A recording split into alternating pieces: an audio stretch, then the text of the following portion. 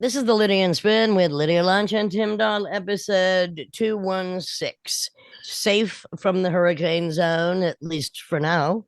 For now, we are. Safe from the Greek wildfires, the largest in European history.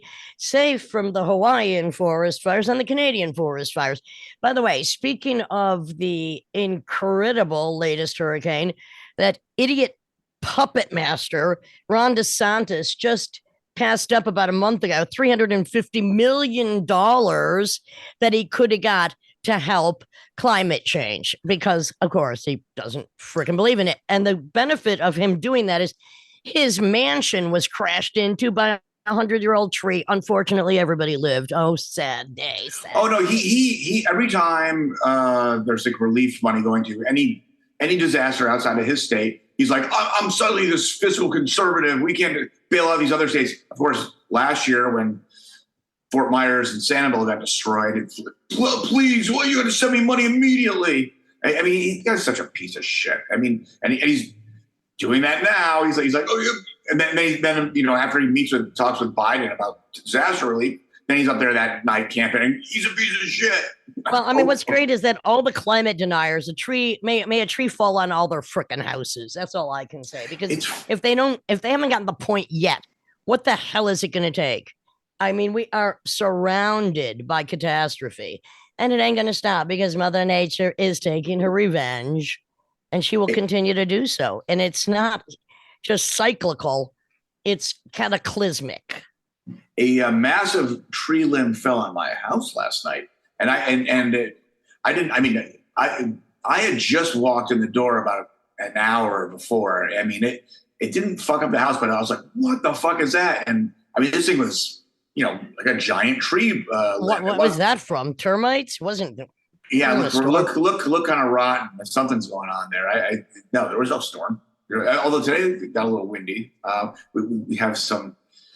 Well, considering so many minds in this country have turned to rot, it's no mystery that the trees are taking root in the same perplex ideology. Being attacked by trees, that's pretty exotic.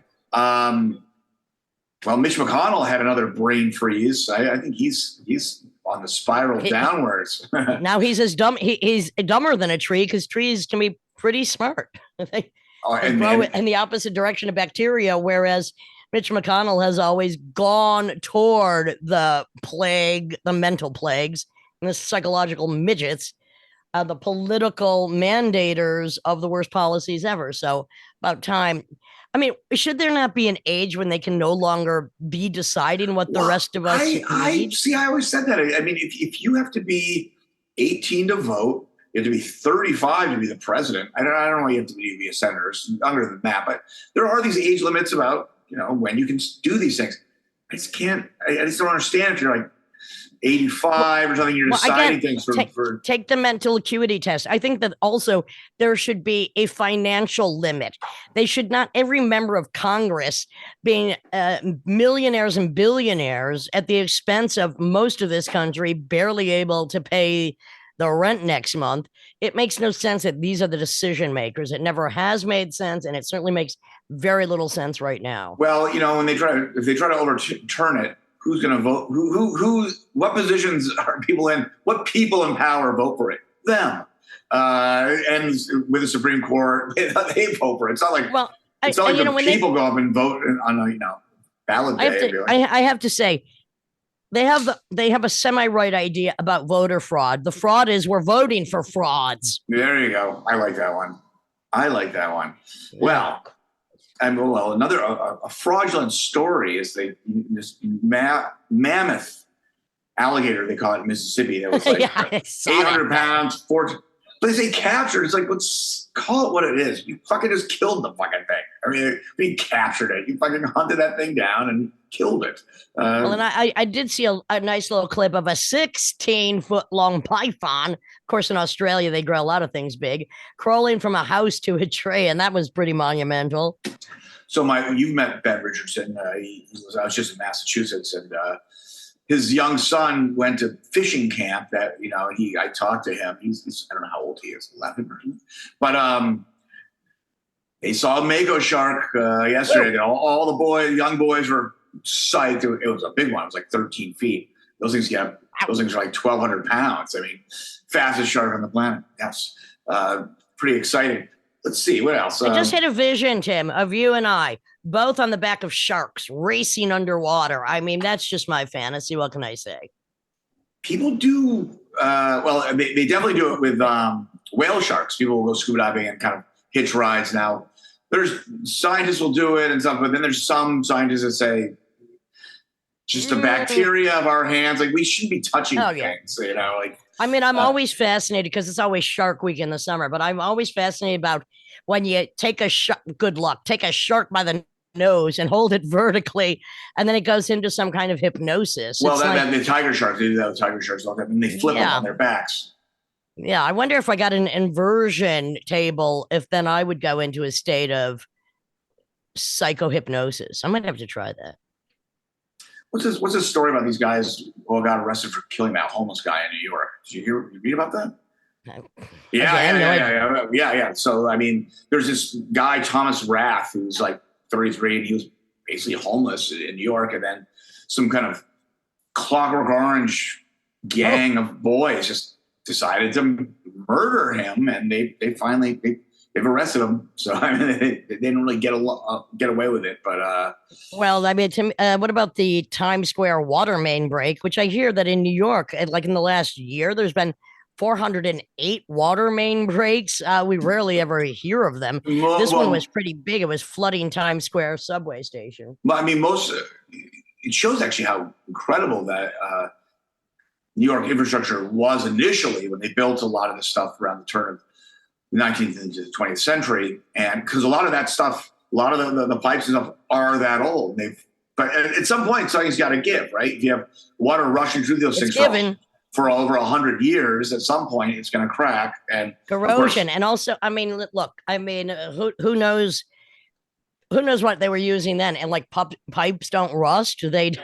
Come on. Oh yes, they do. So what about this Chinese grad student in UNC Chapel Hill that murdered his teacher or his, I don't know what the guy was. He was like a teacher's assistant, but there's no motive. They don't even know what happened. He just like killed him. Do you know anything about that? I mean, he's been arrested. Look, there's so many murders every day, mass murders every day, mass shootings every day in this country. I have no analysis for all of them, but it's just the disengagement of usually the individual male 20 to 35-year-old who, I mean, I don't know why they just don't take themselves out. And, you know, suicide by cop is a pretty cheap method because they know they're going to either go down or they're going to go to prison for the rest of their lives. I just don't, I don't get it. Yeah, well, I mean, I do get it because it's just a total disenfranchisement of the individual that feels like they have been lied to, that they're out of touch with everything, that they'll never get what has been supposedly dangled in front of them, and they just can't take what anymore. They can't take the lack of everything anymore. It's the unabundance of things that make people go that wackadoodle. Yeah, I said no comment. I was a little disappointed. One of my new favorite rappers, Sexy Red from St. Louis, with her summer hit "Pound Town." It's really I don't know what to say about it. But she's on tour in this fall, and it's selling out everywhere. And I'm like, what? And because I was like, I want to see her in New York. She was at Irving Plaza. That's sold out. So they just announced a second show in Terminal 5 in Brooklyn. That thing was sold out in 15 minutes. And I kind of looked closer and I was like, oh, it's all ages. I think she's a hit with the kids. I think like 12 to 18-year-olds are really into Sexy Red. I wouldn't say it's very sophisticated stuff, but it definitely is entertaining. I have no idea how anybody sells out anything. I mean, it's a TikTok generation. I'm not part of it. I got no clue. I don't even have much interest. So I prefer the performances that are done one-on-one, mainly in my own salon. We've had a few of them ourselves. And that's what I'm looking forward to. The next one we have, Tim, no admission charge. Nobody could come but you and I. That's funny. Hey, going back to sharks, this is a really ridiculous story, and I don't buy it. This guy, Jim Abernethy, he claims he's befriended a 15-foot tiger shark, which you can't befriend a fucking fish, but okay, in the Bahamas. But he claims it's been for years. They kind of hang out. He had pulled a bunch of hooks out of its mouth and kind of helped it. And the things, I mean, I just don't buy it. Tiger sharks are some of the most aggressive on the planet, and I don't think they think like we do. I don't think hey, that's like my friend over there. I don't think that's how they think. I don't know, but that's Captain Hook over there. Captain Hook removal. I don't think.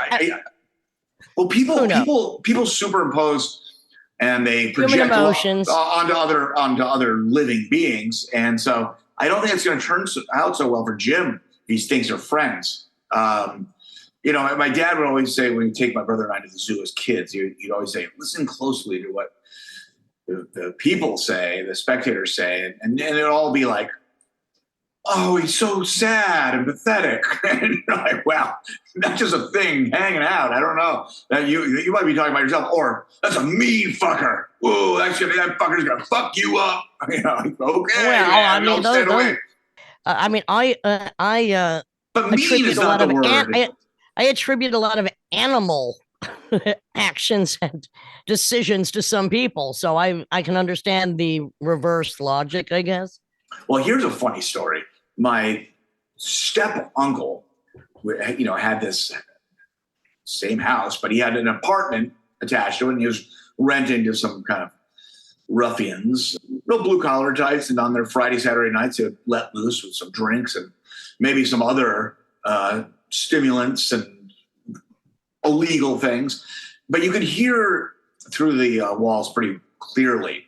And one of these nights they're hanging out, and one of them tried to explain to the other one the evolution of man and the whole theory of evolution. And then at one point, the mood started changing, and my step uncle started hearing all this furniture being smashed and destroyed, and he's like, "Is there a fight going on? What's going on?" And then there's a pause, and the other guy's voice goes. He hears the other guy's voice, and he says, "No one's going to tell me I came from a goddamn ape." Which I think that was proof of evolution right there. I think that was absolute proof. I think the theory was proven to be correct. Exactly. Anyway, here we are, ever evolving on the Lydian Spin, because that's what we do. We are evolutionaries. Some of us are revolutionaries, and that's why we're still here. Lydia Lunch, Tim Dahl, episode 216. Our guest, Abby Travis.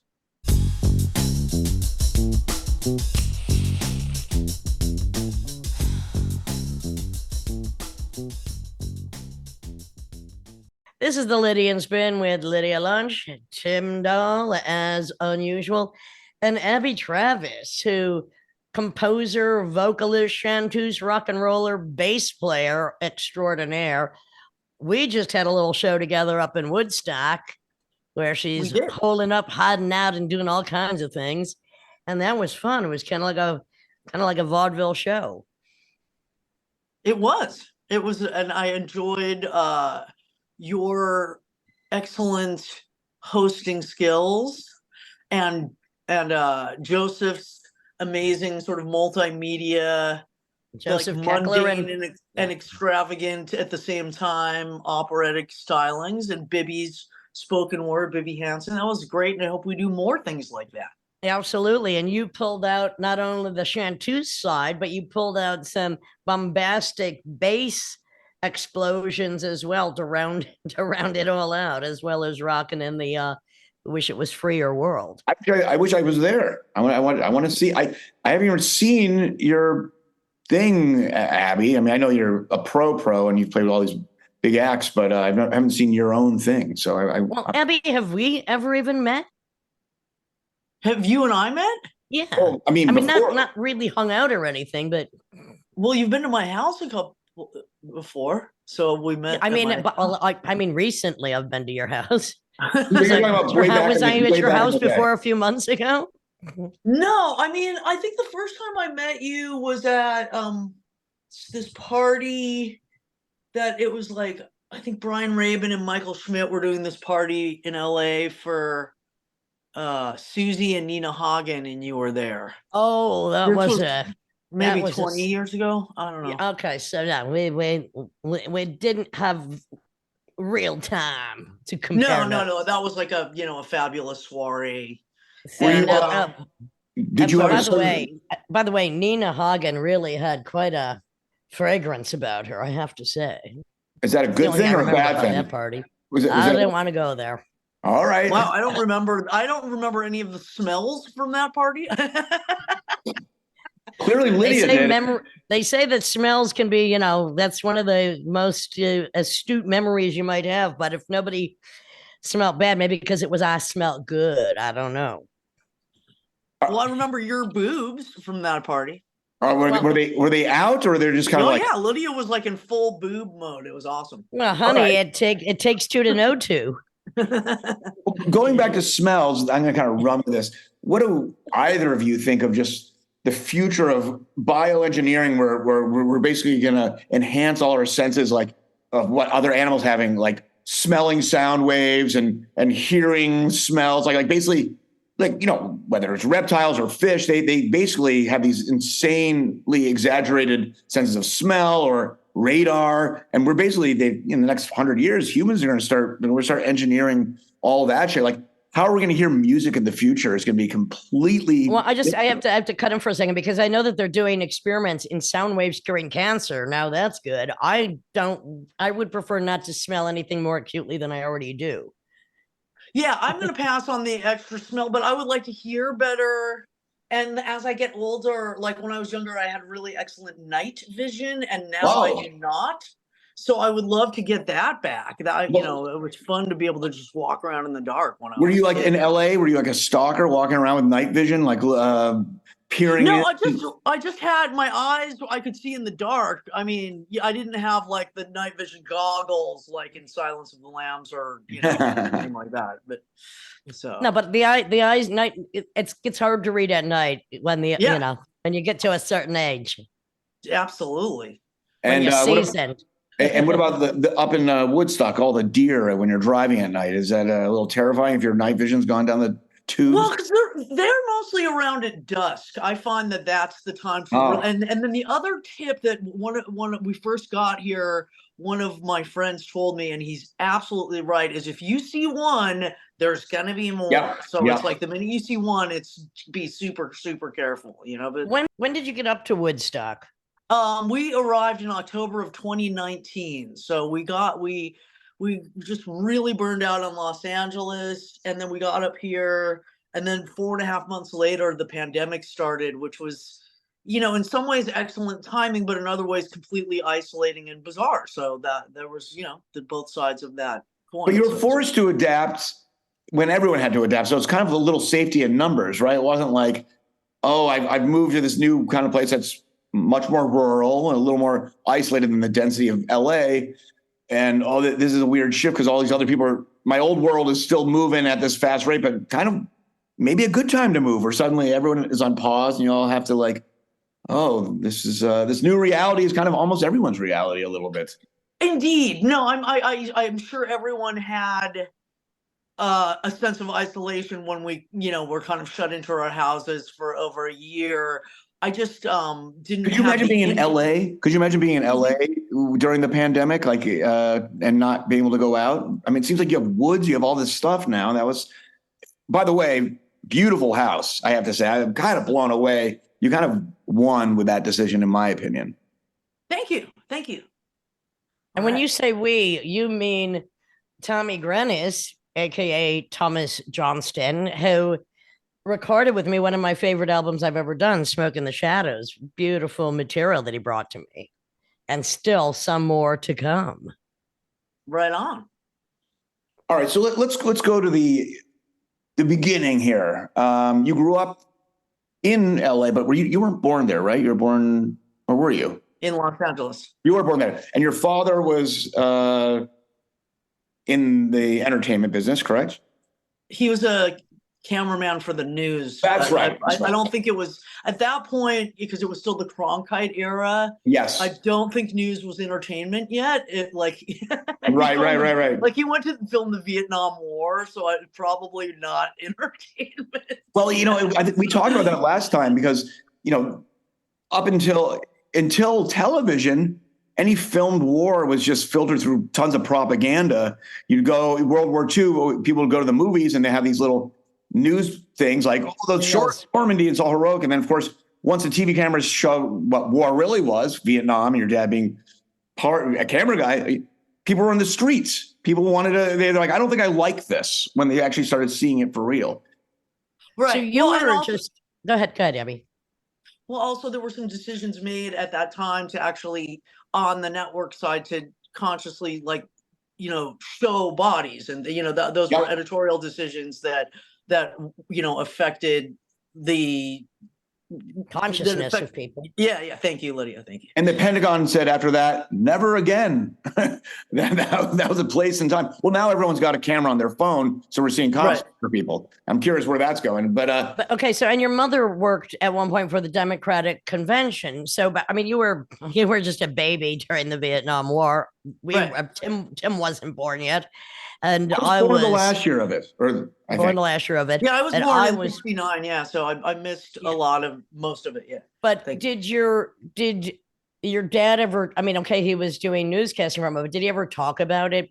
Because it wasn't until the Vietnam War that men actually talked about what war was. They just came back, became alcoholic, miserable, or silent, and they didn't really discuss what was going on. No, I mean, I was really little, so, I didn't have any discussions like that with him. The only times that I would recall him having those discussions would be like when one of his friends that also was a correspondent or a cameraman would come to the house, and then they would share stories together, usually with some pretty dark humor. But it wasn't like he would sit me down as a 1 or 2 year old and be like, if you'd have been in Nam, or whatever. Fortunately. Yeah. And then he did a bunch of other stuff after that too. He filmed like the Watts riots and Bobby Kennedy. Yeah, I was gonna say, Bobby Kennedy, was he there when was he filming when that happened? Yeah, he followed the ambulance to the hospital. Holy shit. He was like he'd get dispatched or whatever to cover things. So. And he won an Emmy, right? He did. Yeah. Okay. Amazing. What a dad. All right. So you have these very interesting parents doing interesting things in LA. When did you start playing music? Well, I took like piano lessons when I was a child. And then I joined a band called the Love Dolls when I was. Yeah, man, the McDonald Boys. Sort of. Yeah, it was from Dave Markey's movie Desperate Teenage Love Dolls, and then the band started to exist. That movie was sort of about a fictional all-girl band based loosely on the Runaways, and then the band became real. So Lydia had mentioned the McDonald brothers, who wrote a lot of the original Love Dolls material, which was great for me because when I first started playing bass, I got to learn Steve McDonald's awesome bass lines, and he's always one of my favorite bass players, and I just think he's terrific. So that was a very formative part of my beginning to play, and then as well, because it was kind of this, garagey, punky, whatever kind of music the Love Dolls were, I was quite free to develop my own style too, because there wasn't a lot of rigid guidelines. So I want to go back to something I read in an interview you did. Maybe it was with the LA Weekly, but that a tuna fish sandwich had something to do with your career in bass playing. That's true, because Kim, may she rest in peace, the guitarist of the Love Dolls, she dated my older brother, Dave Travis. There's so many Daves, we use last names for all the Daves of that generation. She dated him, and she came over to the house once and was hungry, and I made her a tuna sandwich, and I think that was that sealed the deal. I mean, I think that, and like I was, brought the average age of the band down by about 5 years. and she liked the way I dressed. So Well, are you sure she just didn't think you were very avant-garde when she actually told you to tune up, and you thought you said tune no, up? because I hadn't even played bass before. Like I picked up a bass to join that band. I had never really played, and she was like, "Don't tell Janet, the drummer." So she gave me some bass lessons, and taught me how to play the songs. And I remember going, "Man, this really hurts my fingers." And she's like, "I know, honey, but just keep practicing." And I'm like, "Okay," And then I started taking some bass lessons too. Who did you take lessons from? Oh God, I mean, a lot of different people. I went to a music school too when I was Which in my one? 20s.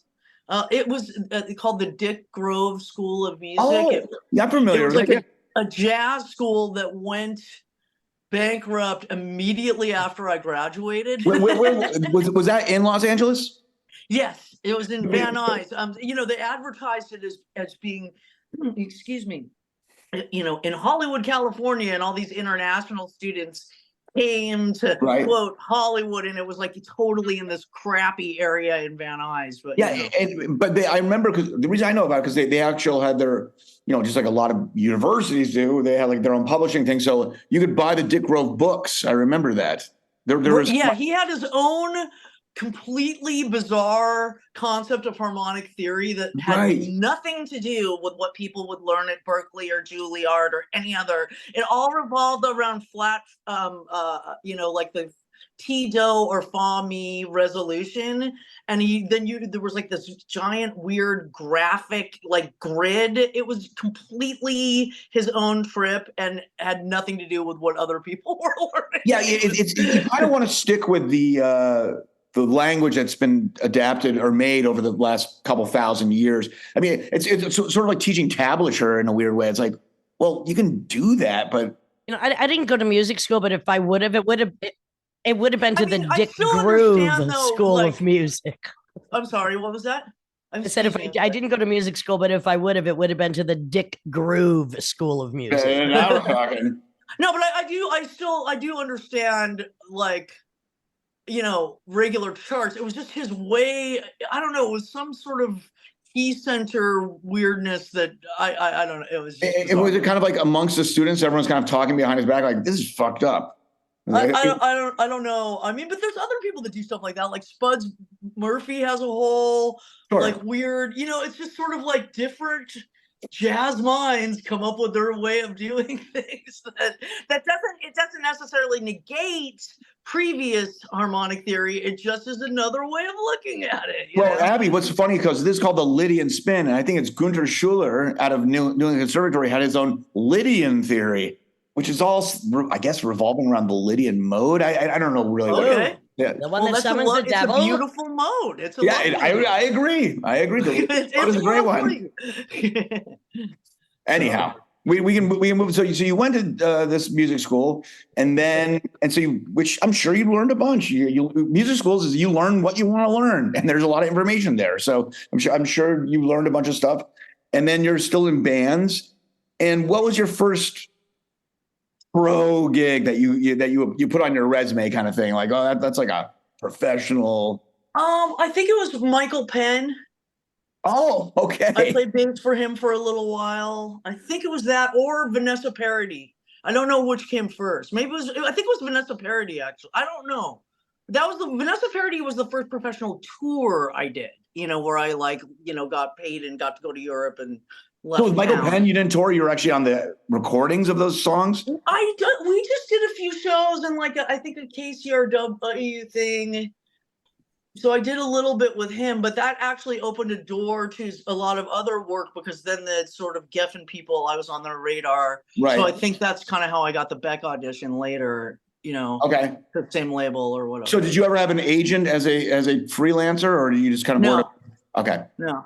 I mean, back then it was a smaller world too, it was like the people you kind of knew a lot of I was in the whatever, like indie alt rock, whatever that scene is, and there wasn't nearly as many musicians back then, right? And there was less automated karaoke in-ear monitor shows. Totally. I mean, Right. some of my buddies who get some of the big gigs, I'm like, you're basically up there. I always make this analogy. It's like commercial airline pilots. The planes are basically drones now, and the pilots are there in case something bad goes down. And it's kind of a lot of these people that are up there. It's like, you're there in case something bad goes down because you're basically playing to pre-recorded tracks all fucking time. Yeah, but in front of like plexiglass with no live amps. All that stuff. I'm not. It's not my group. No, not my favorite. Not my favorite way of doing things. No, there's satisfaction. Just I can't relate to that being satisfying. It's not about the band though. It's about like the front of house. Totally. And, that's what they're. It's a totally different. Like that world is It's a different world. Yeah. But what's interesting too, Abby, is that you went between Love Dolls, but you went between weird alt dude groups to metal groups like Queens of the Stone Age, right? I didn't play in Queens of the Stone Age though. No, you played Eagles of Death Metal, right? Eagles of Death Metal, excuse me. Right, Eagles of Death Metal, Gibby Haynes, then Sister Exene Zaranga, Go-Go's, Bangles. It's interesting because you were able to somehow penetrate both sides of the gender divide in music, especially because actually there's, in my opinion, less of a gender divide at that period of time because we just did what we wanted to do. Yeah. But also, Lydia, Abby and I are in the bass family. Bassists have this, we're lucky this way. We play everything because people need us. And so we more than any instrument, we're crossing so many worlds and genres. It goes with the gig. It goes with the territory, I think. When did you start singing? When did you say, okay, now I got to sing, or now I got to record my own stuff? I mean, what came first? Backup singer? Well, I had a song that I sang in the Love Dolls. I had a couple songs that I sang in the second band I was in, the Rails. And then after I did sort of I did this Lollapalooza tour in like 95 and I played in both Beck's band and then Elastica too, because their bass player bailed like during the tour. And so I thought if there's ever a time for me to do my own thing, now is it. And also at that same time, like Annie DeFranco was having success on her own. And I thought, wow, that's fucking cool that you could, possibly not need these like record company people and, do that. So that's when I made my first solo record after that. Cause I just didn't want to grow up and be the age that I am now and look back and go, gosh, I wish I would have tried that. And so then what was your first solo album and what was the style of that? What did you go for? It was called the Abby Travis Foundation, and it was sort of like a mixture. There's kind of cabaret stuff on there. There's like hardcore stuff on there. Like that's always been a thing with me is like, and maybe Tim can relate to this. If you can do a whole bunch of different styles and they all feel true to me, it's hard for me to narrow it down. So there's a bunch of different. I mean, the only thing I will say about that record, there's some good songs on there, but the best thing about getting older is my voice gets better all the time because wow, I can barely listen to that first record. I hate the singing on it. It's absolutely wretched. You're sounding good now, sister. You're sounding good now. When you say your voice is better, meaning you like the timbre more now, or you're just your control of pitch? What is it that you like more now? Both. Okay. My control, my pitch, I think from years of like doing Melodyne and tuning stuff, like it's made my pitch better, because I hear things being in tune more most of the time. I still have some pitch blindness with myself though. It's interesting. I can listen to other people's vocals and go flat, sharp, and then with my own voice, I'm like, that doesn't sound good. It's just kind of interesting. It's so weird about being in tune with vocals. Some singers can get away with being out of tune, and it doesn't. Hello. It doesn't make me wince. I was proud of being a monotone for a lot of my career. Right? Well, it doesn't mean I had to be, but I liked doing it. but then there's other people who are really going for it, and they have all this ability, and then one or two notes are like out of tune. And you're like, oh, this is bad. I don't know what that is, but maybe it's the focus of the timbre that makes for me at least, and then makes the intonation stand out more. But do you know what I'm talking Or about? the style of music. Like, are Yeah. you singing a long soaring note that's totally out of tune, or Yeah, are you like exactly. yelling an aggressive thing where it totally doesn't matter? Like there's that. Well, so Abby, as a bass player, I don't know if I've talked to other people, Trevor Dunn, I've talked to a bunch of people, a bunch of bass players about this. Do you ever have that experience or the sensation when you're on a loud stage and say the subwoofer's close to you and you have this droning other thing that's below 60 hertz, where basically what I'm getting at, it obscures the pitch, and you're about 30 seconds into the song where in your brain, you're hearing it one way and you are playing it correctly. And then all of a sudden it corrects itself. Your brain does. And it's like, oh, that's the pitch. Cause you're dealing with such loud volumes and these droning like subs where it's like, holy shit. I don't know if you're following what I'm saying. It's sort of like sometimes when a car drives by and they're playing some popular music and I hear the downbeat out of phase and then my brain corrects it like, oh, there's the downbeat. And it's like almost like vertigo for a second in terms of perception of music. Do you ever have that with loud? I have had stuff like that where sometimes I've heard like the key a fifth away. I'm hearing like the harmonic. Yeah. Which is fucking weird. And I've also I've done a lot of like the most recent project, Sumo Princess, is the only harmonic instrument live is fuzz bass, which is just so crazy to sing on top of. Oh yeah. Anyway, you know what I mean? Like, so, but I have had weird stuff like that, in jams too, where I'm like, fuck, what or I'll hear something and think it's out of tune, but it's not, because it just depends on whatever standing wave is happening somewhere in a room, for sure. Yeah. Totally sideways from this, but sometimes if I'm doing spoken word, like a long monologue, and of course I always have my notes on stage, and I'll get to the end of a page and I'll go, wait a minute, did I just do that or not? That's a really weird schism, because you're like, especially if you've done the speech many times, but still you don't want to memorize. I just refuse to memorize, but I'm like, wait a minute, have I done this or not? It's a really weird Twilight Zone feeling. But maybe you were just so in the moment. Totally. That you know what I mean? That it just kind of goes through you and you're like, you weren't, you know what I mean? Like you're exact. That's what it is. Going back to singing over bass. So Meredith Monk, she recently bought a Fender bass because she was like, Tim, do you want to give me some lessons or whatever? We're busy. But she was just kind of messing around. And because the low frequencies, the wave is much longer and you kind of hear out a little, you have to hear out a little bit. For her singing, she goes, this is such a weird experience to sing over bass because the frequency is arriving at a different place in the room with her voice versus the bass. Right. And just for, she's probably 82 years old. And in a weird way, she was excited because it was like this new child learning epiphany moment for her. Like, holy shit, how do people even do this? Well, it's also very difficult too, because it's like, rhythmically you're doing something totally different with your hands than you are with your mouth. And yeah, it's I think it's harder than, singing and playing drums. So I do vocals and bass, and singing and playing drums and bass way harder than strumming a guitar or banging on a fucking piano, because you have to be rhythmically, everyone's relying on you. You can't be like, anyhow. What did you do I want to go back to some of the people that you played with. What period were you playing with Exene Cervenka?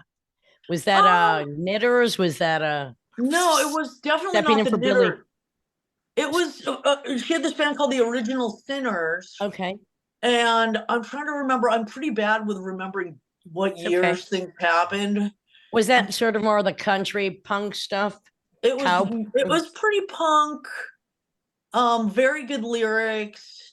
It Always, myself, DJ Bonebreak was on drums, and then this guy whose name escapes me from the old 97s was on guitar. He was a shredder. God, that guy is a great guitar player. And forgive me for forgetting his name. I feel like a jerk.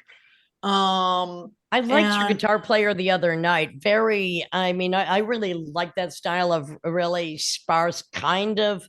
I don't even know how to describe it, because it's not really country, but it's so stripped down and every note counts. Who were you playing with the other night?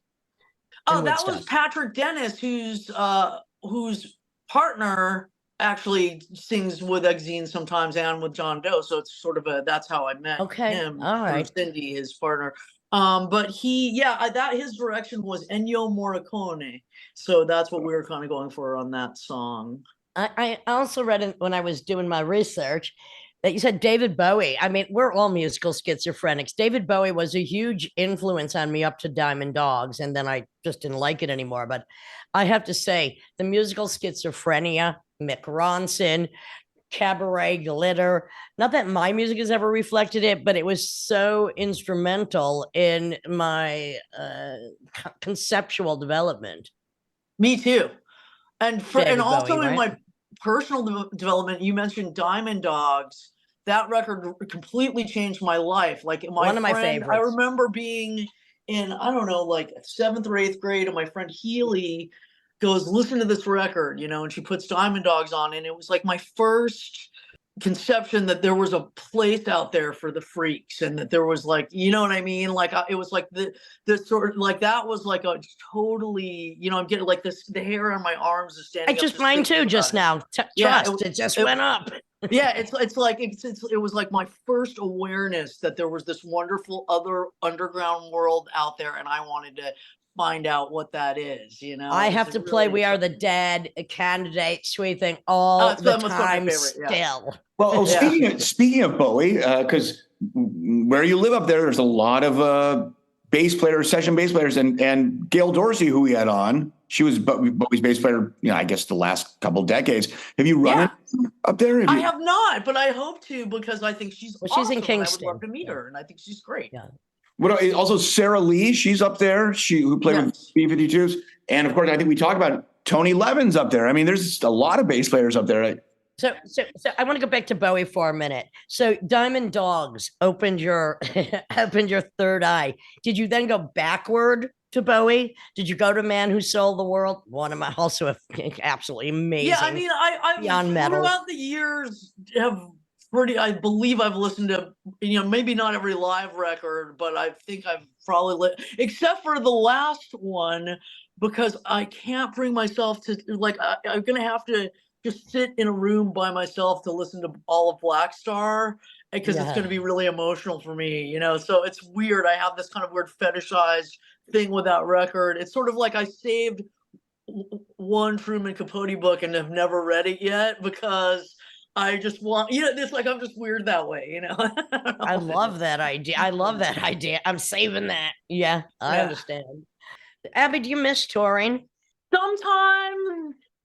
I mean, I'm getting over a situation where I'm not sure I could really do like a hardcore tour very well, because I've got some balance issues and stuff.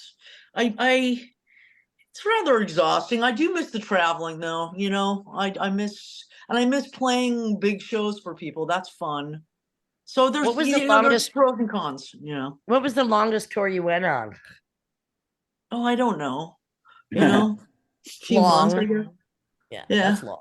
I got to ask, because it's so perverse. How did you get a gig with Cher? My friend Eva was playing with her, and she also plays in Pink's band. And so there was a thing where she couldn't do both. And that's how I got that gig. Was it fun? Yeah, I could say that, like, it was really neat to do a show with all those awesome dancers and aerialists and things. That was super fun. Okay, well, let's just ask this: was there one song you really liked playing? Yeah, because I got to play, like, I Got You, Babe, and Half Breed, even though, like, Cher can get away with still doing Half Breed, But wasn't it because you were in Vegas? Were the arrangements? Was there a theme, a thread that was to all the arrangements? I think I remember it being some kind of theme, this particular band that you're in with her? Or the show we did was kind of like throughout the ages. So we got to do all that the makes hits it more from, interesting. Sonny and Cher to Believe, it was like a whole big review kind of thing. Yep. What was the hardest gig, not in terms of logistics or the people getting along with, just technical, musically speaking? What was the hardest fucking gig? Like, this is actually fucking hard to play. One time, and I don't know if this was the hardest, but this comes to mind. Like one time I went to hang out in Vegas when I was a lot younger and I wound up taking mushrooms. And then I remembered, like, I think I went to like a Ween show and I was hanging out with those guys. And then I remembered, like, oh shit, I'm supposed to play like jazz for a bunch of school children at the House of Blues at 10 o'clock in the morning today. So I like get on an airplane and fly, and like I'm driving, I'm like in a sweatshirt and I'm like, fuck, and there's all this like rush hour traffic and stuff. And then I was still kind of tripping, and there's all these like school kids, and you know how the House of Blues, they're very visually loud, like folk art everywhere and crazy cheers with like things coming out of them. I'm like ruh-roh, like, and I'm trying to keep it together because I don't want to be uncool in front of a bunch of kids. And then the guy that was like the musical director is all like, okay, giant steps, and I'm like, oh boy. Oh boy. And I just remember the guitar player, because I told the guitar player Brian, I'm like, dude, I'm frying right now. And he's just like, you're doing pretty good, but you just need to pay a little more attention, because sometimes we're trying to stop the song and you keep on going. Oh, better than coming up short, I guess. I don't think I got asked back for that particular. Abby, I mean, I was I had an act script that went way too long and went into the next day. I was with Lydia. I didn't get fired. I just stayed up all night. I don't think I got fired. I just didn't get invited back. Oh, Tim, I so want to tell the vest story right now, but I'm not going to. Yeah, don't do that. I used to take up half the fucking podcast. I want to hear it. I'll tell you later, Abby. In college, because I went to UMass Amherst, I'd work on the weekends sometimes in Hartford playing salsa merengue gigs and like full-on Bloods gang, Puerto Rican merengue gig, and I would take mushrooms on those sometimes, and that that's pretty involved rhythmically, but it was just bizarre. I mean, I like those experiences. So basically, you're doing, was Cher the last big gig you had before moving to Woodstock, or when was that? Yes, after that I did. I just was focusing on Sumo Princess, so we put out a full length and did a little tour with the Meat Puppets, and that was the next thing. I did, and then I did some put out some singles before that. So that was what I was focusing on before I left and came here. How many gigs have you played with the Go-Go's? I have no idea. I played with the Go-Go's. How many years? Any idea? Oh, so it was many years. Okay, I didn't know. And the Bengals? I played with them for like 3 years. All right. Okay. Yeah. Wow. And I've got some dirty stories about the Go-Go's. Because the artists were older, they weren't like, oh, you're on the road for 6 months. That I actually loved it, because it'd be like, fly outs, play at 8:30 at night, total like granny like sketch. It was great. So I enjoyed that. It's kind of interesting that Belinda Carlisle has become like a Christian Republican, but then again, she's not a Christian Republican. What? Well, I mean, she might be. I don't think she's not a big Christian. I don't think that's true. Well, I mean, no. So how come in her solo career in the late 80s, those videos, she's just hanging out with a bunch of Republicans? What's that about? Well, I'm not going to talk about my friend, but I find her, she's got an openly gay son who she's very supportive of, and he's a wonderful person. And I have never, ever heard her say anything about Christianity. And I've been on tour bus. When the Go-Go's first hit, they were really raucous chicks. They really were. They could have given the Runaways a run for their money as far as being outrageous, because they were, music aside, of course, they were pretty naughty. Yeah. Well, I'm aware of that, but I also don't think that she's turned into this like right-wing person at all. I think that's inaccurate. Oh, we're just teasing. I've never met her before. I don't know. I really don't care at all about Belinda Carlisle. But so you were with them for 6 years, and then Bengals, was that before or after that? Before. That was before. Okay. And then did you? I don't even know. Are either of those bands still around? Are they still, or is it? I don't know either. Frankly, I don't know if the Go-Go's are really doing. I don't know. I don't know the answer to that. I mean, I know the Go-Go's got in the Rock and Roll Hall of Fame a couple of years ago, Yep. but I also think, yeah, I don't really know, to be honest. So, So, yeah, sorry. so are you in the Rock and Roll Hall of Fame? Because you were not, Me? No. because it was a thing, like you were never technically a member, you were just hired, but Right. who was the actual Go-Go's bass player, the original one?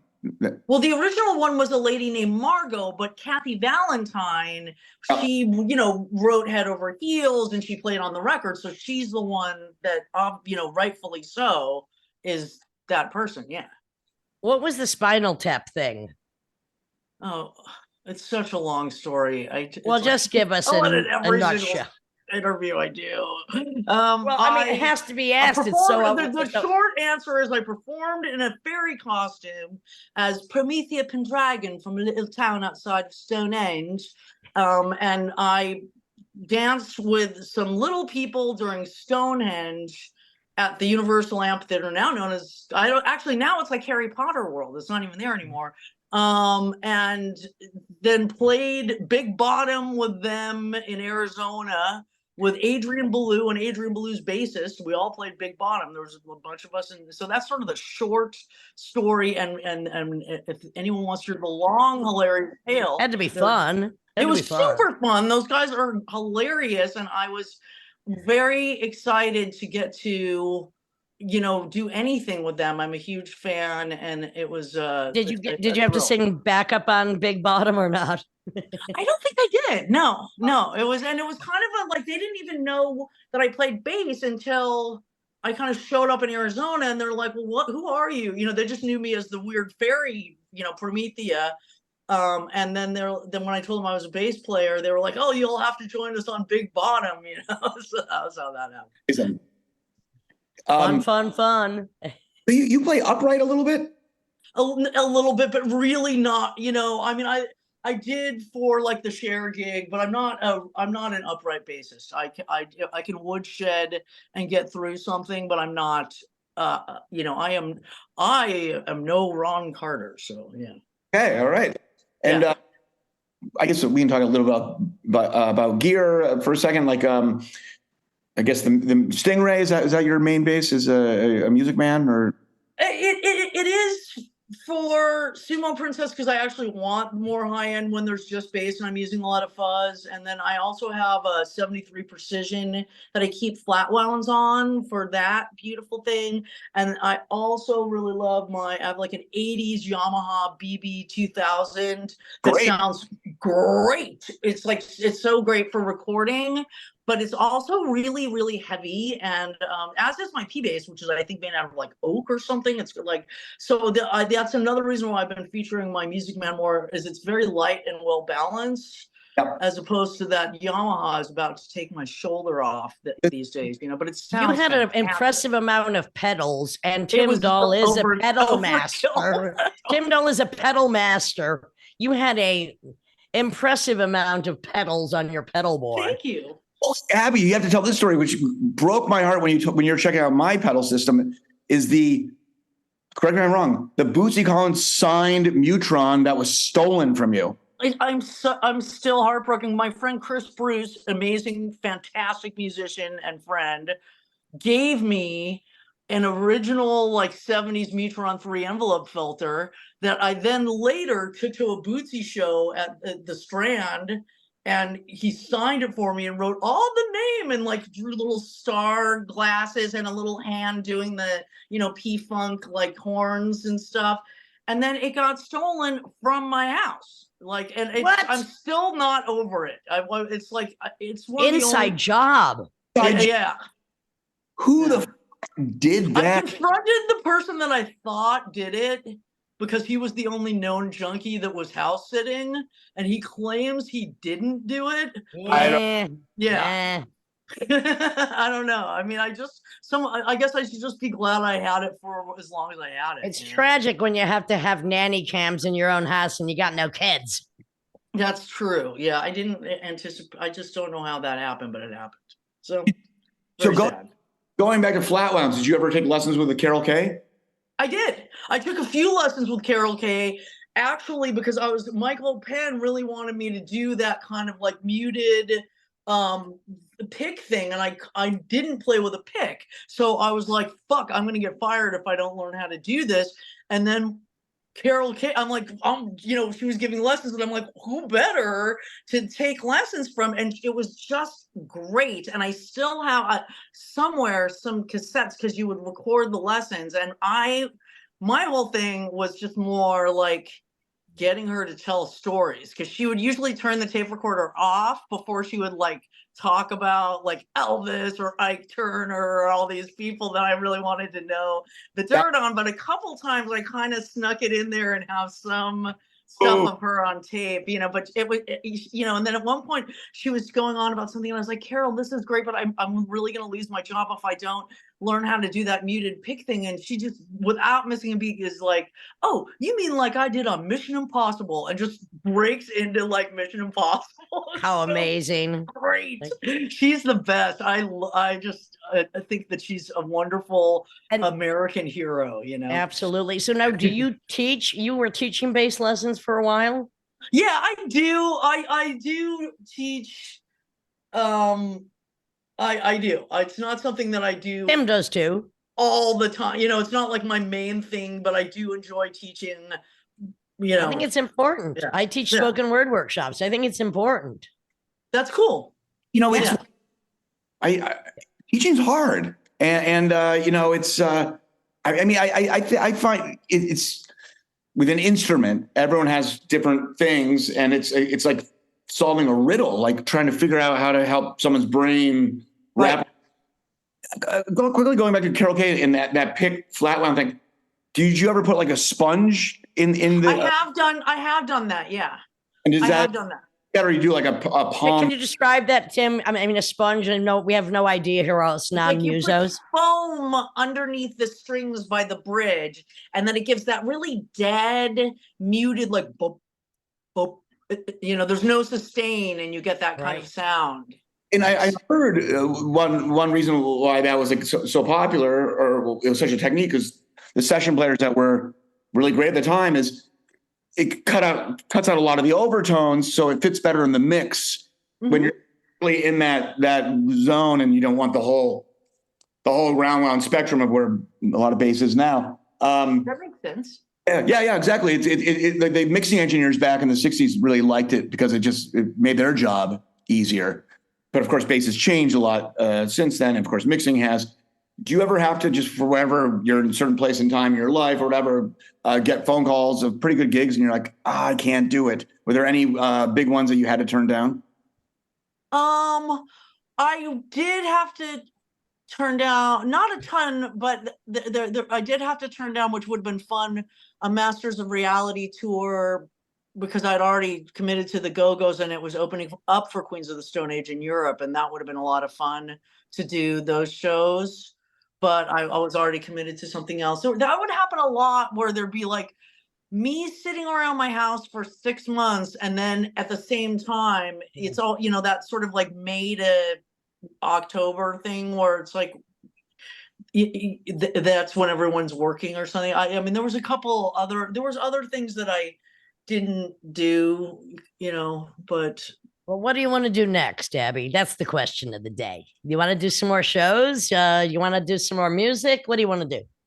Well, I think after that gig I did with you a couple of weeks ago, I'm going to do, I think, some more cabaret stuff. And actually, where I'm not even playing bass, just because of I thought that was easier to pull off, and the ease of it, and just me and a keyboard player seemed like, with me kind of recovering, and it's not a high budget situation, a good path forward for that, and then I've also got and it's fun, and it's like, I can just show up and sing, and then I've got a record that, I've got a record that I've been kind of sitting on that I think I'm going to put out as singles, and so I need to get that mixed. And is that more the chanteuse? No, not at all. It's way more in the rocky kind of like Sumo Princess-y, but with some more instrumentation thing, you know. Because we So can't just do one thing. We got to do all the things we got to do. well, I hadn't really done the Shantusi thing for quite a long time, but then when you offered me that show, it seemed like the right way to go that would work with the evening. And plus, I don't really, Absolutely. I haven't found a drummer that I really like up here yet. And to do Sumo Princess, I need to be able to really lock with someone and have ESP with them. And I haven't found that person yet, but I hope that I will sometime, you know? So The word will be put out. yeah, we'll see what happens. But you know, Be careful of people that knock on your door at 5:45 a.m. on a Sunday morning. You never know. yeah, well, I Good luck. hope that does not happen. Yeah, that would be bad. And then you know, you had mentioned maybe me doing some scoring for a film you were going to work on, which I would love to do. Doing some of the soundtrack for it of a horror film I want to make up in Woodstock, a 10-minute narrative with Jasmine Hurst in the wintertime when everything is dying or dead. I would love to do that. I've done a little bit of scoring, and I've enjoyed it quite a bit. So I think it's going to be fun. Are we going to see you when Retrovirus plays up there in November? Are you going to be around? We'll be in Albany, yes. When are you playing? We're playing at Albany November 17th at the Avalon. November 17th, Albany. I have it. If I'm in town, I will be Perfect. there. Yeah. Well, this has been a great way to enjoy ourselves on this afternoon. Oh, the best weather in the country at the moment because it's actually not that humid, kind of breezy and overcast. Everybody else is sweltering or having tornadoes. So with that, the 3 tornadoes here are just going to have a relaxing rest of the evening. This is the Lydian Spin with Lydia Lunch, Tim Dahl, and Shantus, rock and roller, bass player, composer, general, hot babe, Abby Travis. Thank you. Thank you.